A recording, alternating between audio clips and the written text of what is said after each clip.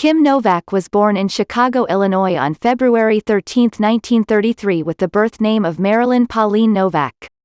She was the daughter of Joseph Novak, a former teacher turned transit clerk, and his wife, Blanche Krall Novak, also a former teacher.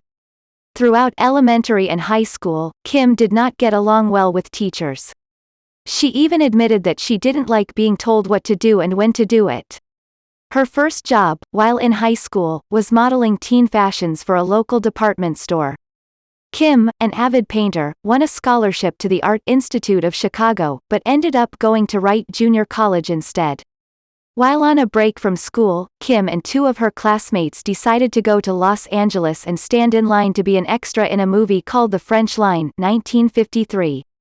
An agent took notice of Kim's striking beauty, arranged for a screen test with Columbia Pictures, and Kim was signed to a contract.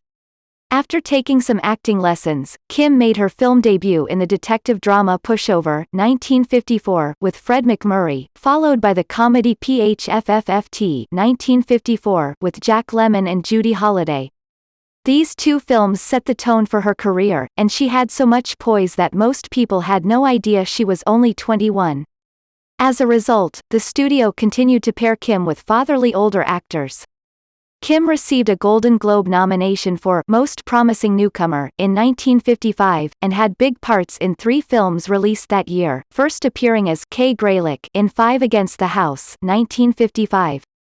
Her next role was in the controversial Otto Preminger film The Man with the Golden Arm, 1955, which was a big hit. Then came Picnic, 1955, Kim's breakthrough film. Kim did a superb job of acting in the film, as did her co-stars, and now fans were eager to see more of this bright and beautiful new star.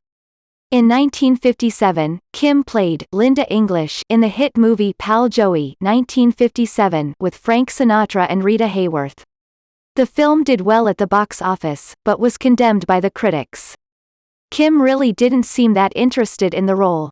She even said she couldn't stand people such as her character.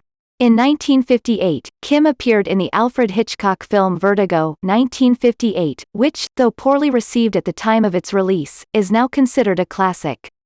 The film was one in which a retired detective, played by James Stewart, follows a suicidal blonde half his age, Kim, only to find out Kim was only masquerading as that person and is actually a brunette shop girl who duped him as part of an elaborate scheme.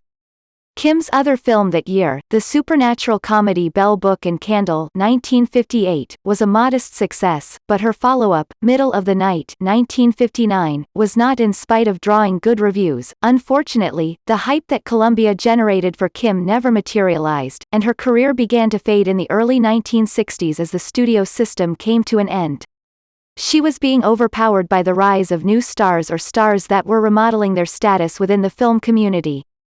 Kim said she didn't have it in herself to campaign for good roles like other actors did, so she took the best of what she was offered. She starred in the ensemble romantic drama Strangers When We Meet, 1960, which moderately successful.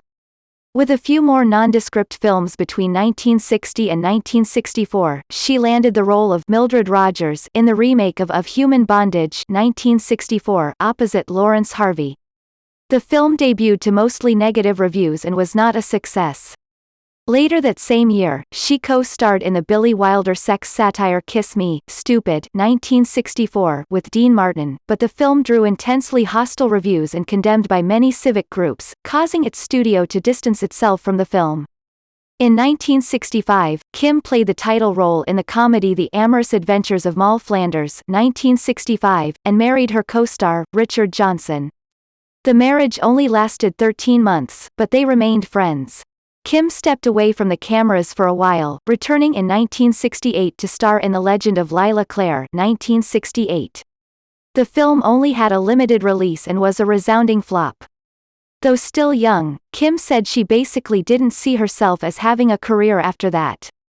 Following the Great Bank Robbery, 1969, Kim took another 4-year hiatus until 1973, when she was seen in a television film called The Third Girl from the Left, 1973, a romantic drama, and appeared in a segment of the British horror anthology film Tales That Witness Madness, 1973.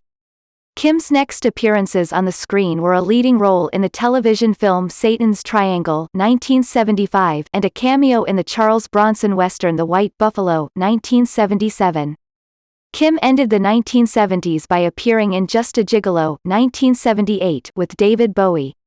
The film was a critical and commercial failure. Opening the 1980s, Kim did gain some attention for the mystery thriller The Mirror Cracked 1980, but it did nothing for her career.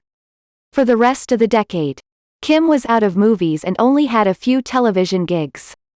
In 1983, Kim appeared in the ensemble TV movie, Malibu 1983. She had a cameo role in the pilot episode of the short-lived Alfred Hitchcock Presents 1985 Redux in 1985. From 1986 to 1987, Kim played the mysterious Kit Marlowe in 19 episodes of the TV series Falcon Crest 1981. In 1990, Kim starred in The Children 1990 and gave a great performance in a leading role opposite Ben Kingsley. However, the film had a very limited release. Kim's last film to date was 1991's Liebesdrama 1991, in which she played a terminally ill woman with a past. The film was a major disappointment in every aspect, and making it was an especially unhappy experience for Kim, who clashed with director Mike Figgis over how to play her character. Kim hasn't acted since then, and admittedly never reached her potential. Although she has regrets about her career, she has ruled out any plans for a comeback. Kim says she just isn't cut out for a Hollywood life. Fortunately, Kim's personal life has been the contrary to her career. Since 1976, Kim has been happily married to Robert Malloy, a veterinarian who shares her passion for animals and nature. Kim and her husband live on a ranch in Oregon where they raise llamas and horses, and frequently go canoeing.